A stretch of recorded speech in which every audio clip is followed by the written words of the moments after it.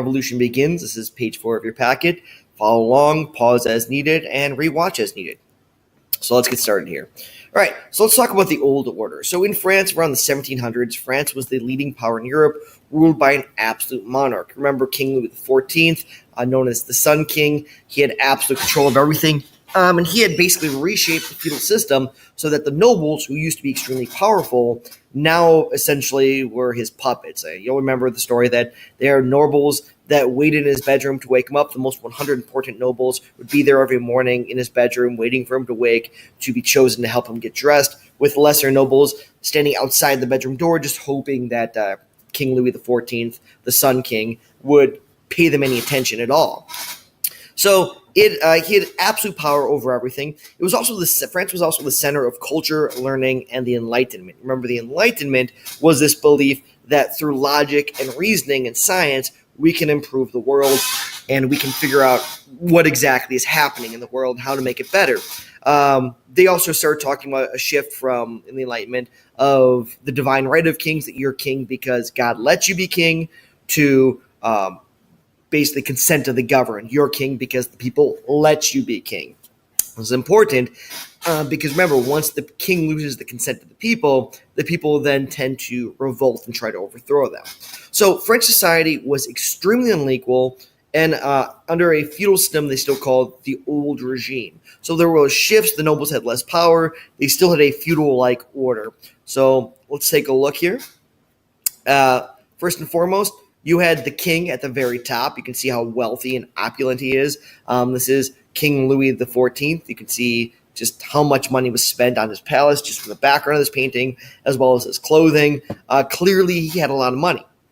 Then there's the Second Estate. The Second Estate was made up of the Catholic Church clergy. You can see how wealthy they look here. The church had a lot of money, a lot of power. The Second Estate was made up of the nobles, the wealthy people, even though that they were basically waited on the king hand and foot, sometimes literally. You can see by this painting of them, this drawing, that they also had a lot of money and a lot of power still. Then there was the Third Estate, which was pretty much everyone else, and you can see in this painting exactly how grungy their life was. So the old regime basically divided the French society into 3 social classes. We call each of these classes an estate, a group, right? The first estate was at the top. As I said, that's the Roman Catholic clergy, the priests, the bishops, the cardinals, the high-ranking members of the church, not the ordinary followers of the faith. The second estate were the nobles. It's important that only about 2 out of every 100 people in France was a noble, and the only way to become a noble, as you remember from our feudalism unit, is to be born into a noble family. However, even though they were only 2% of the population, they owned about 20%, 1/5 of all land. You remember that the peasants worked that land for the nobles. The third estate was basically everyone else. You had the bourgeoisie, the wealthy merchants and skilled workers. You remember these from previous units. These are the guys who got rich in power, not simply because of who their families were, but because of the hard work and their ability to do business. The city workers were part of this. They're poorly paid servants, the cooks, the cleaners, the people who do the maintenance of the cities, and then basically the peasants, 80% of the population. And these guys were farmers that worked on the farms of the nobles. They grew all the food, which you see gets complicated because they were also starving while everyone else was eating well, because they were taking the food of the peasants that they claimed was rightfully the property of the king, the first estate, and the second estate, even though the peasants did all the work.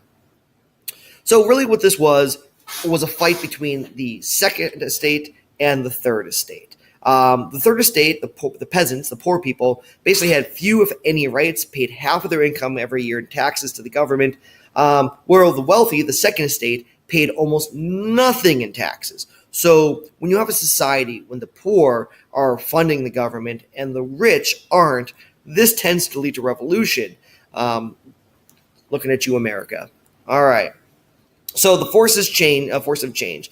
There are 3 big factors that led to the French Revolution. First, the Enlightenment spread ideas of equality.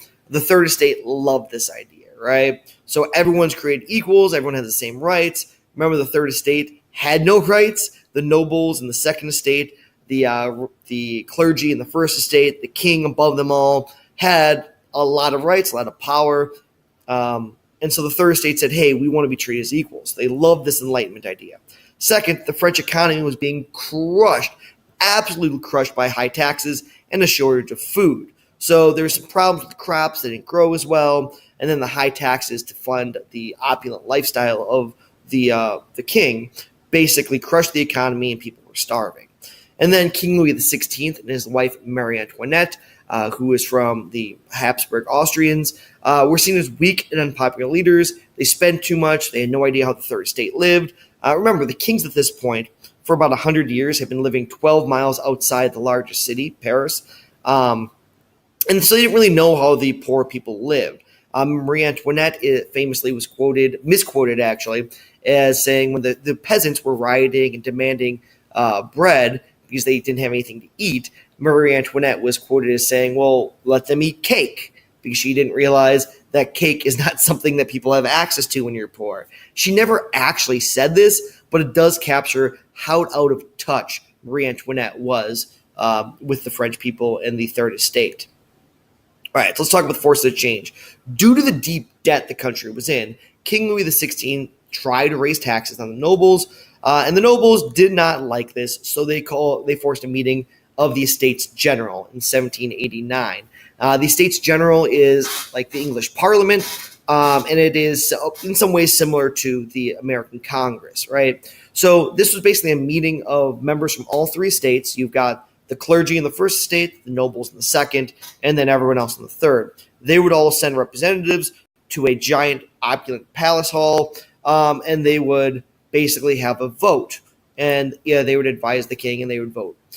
So the way this worked was all the members of the second estate who were in attendance would vote amongst themselves, and then whatever the majority of them decided, that's what the first estate's vote was. Same thing with the second and the third. So even though there were a lot more members of the third estate, combined, they only had one vote, just like the first and the second estate.